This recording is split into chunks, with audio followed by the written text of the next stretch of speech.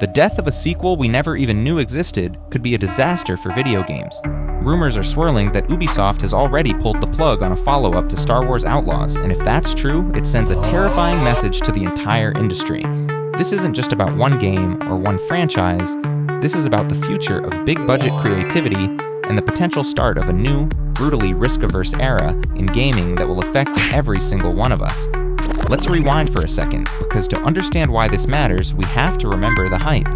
Star Wars Outlaws was positioned as a landmark title. For years, fans have been dreaming of a truly open-world Star Wars game, a digital playground where you could live out your own Han Solo-esque scoundrel fantasy. Ubisoft, a studio known for its massive open worlds, seemed like the perfect fit. This wasn't just another Star Wars game. It was meant to be the launch of a massive new series, a pillar for Ubisoft alongside Assassin's Creed and Far Cry. The marketing was huge, the ambition was clear, and the expectations from both the publisher and the players were sky high. It was a massive swing with one of the biggest IPs on the planet. But then the game launched, and the reality didn't quite match the dream. While not a complete disaster, the critical response was lukewarm. Reviewers pointed to early bugs that soured day one impressions and a core gameplay loop that some found repetitive. Hallmarks of a certain Ubisoft formula that many players are growing tired of. More importantly, the sales just weren't there. For a game with this budget and this IP, decent isn't good enough. It needed to be a juggernaut. Now, alleged insider information, corroborated by the public-facing data, suggests the inevitable is happening behind closed doors. The whispers are that a potential Star Wars Outlaws sequel has been shelved indefinitely. While Ubisoft hasn't made an official statement, their actions speak volumes. The company has been incredibly vocal about the success and strong pre-order performance of Assassin's Creed Shadows, another huge budget title. Yet, regarding Outlaws, there's been a telling silence. Ubisoft themselves attributed the game's poor performance to a struggling overall image of the Star Wars IP and those launch window bugs. Reading between the lines, the message is clear: the massive investment did not yield a massive return. So, a sequel to a game that underperformed might be cancelled. On the surface, that's just business. But we have to dig deeper, because the implications here are seismic. This isn't a simple course correction. It's a potential creative retreat that could have a chilling effect across the entire landscape. First, let's look at Ubisoft specifically.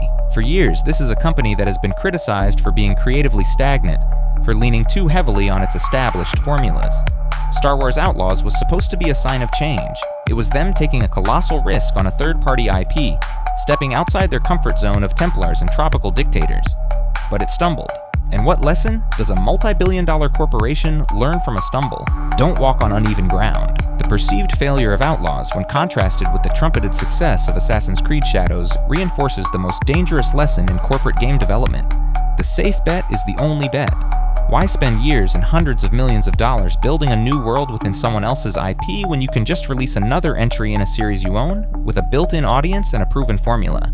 The cancellation of an Outlaws 2 would be a white flag, a surrender to the path of least resistance. It signals a future where Ubisoft doubles down on what it knows, potentially making its release schedule even more predictable and homogeneous. We're talking more Assassin's Creed, more Far Cry, and less of, well, anything else. Next, let's challenge Ubisoft's own reasoning. They partly blamed the struggling image of the Star Wars IP. But is that really true? Respawn Entertainment and EA proved with the Jedi series, Fallen Order, and Survivor that a well-made, single-player, story-focused Star Wars game can be a massive critical and commercial hit. The IP isn't the problem, the execution is. The failure of Outlaws and other recent big IP fumbles like WB's Suicide Squad, Kill the Justice League isn't proof that these beloved universes can't support great games. It's proof that slapping a famous logo on a mediocre or formulaic product isn't a guarantee of success anymore. Players are getting smarter. But the executives holding the purse strings might not see that nuance. They see big IP game flops and established franchise succeeds. The conclusion they draw is dangerously simplistic. New things are risky, old things are profitable. This faulty logic, born from the Outlaws situation, could poison the well for years. And that brings us to the biggest, most terrifying consequence: the industry-wide chilling effect.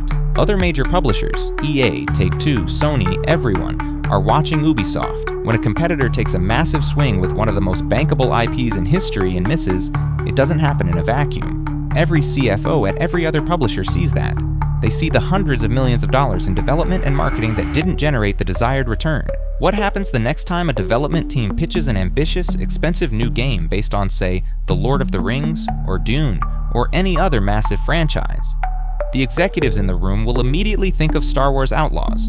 They'll see the risk, the red on the balance sheet, and they'll be far more likely to say no.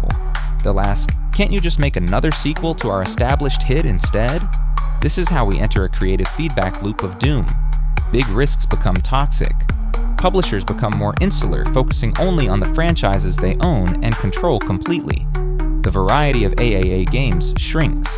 We get fewer surprises, fewer bold new ideas, and more of the same old that players claim to despise. The failure of one game could scare an entire generation of publishers away from trying anything new. Finally, this puts the spotlight back on us, the players.